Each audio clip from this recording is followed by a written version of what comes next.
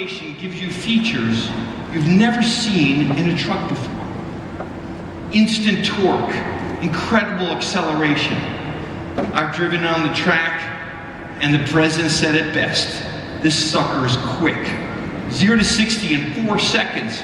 I mean, that is supercar category. Listen to this. How about a ripping 20,000 sheets of plywood with your circular saw with one charge? 20,000 sheets. Or an off-grid wedding in Yosemite.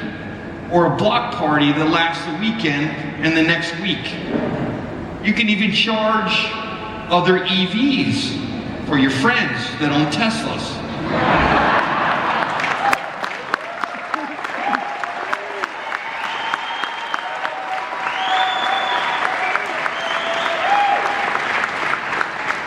That wasn't fair, was it? But so what?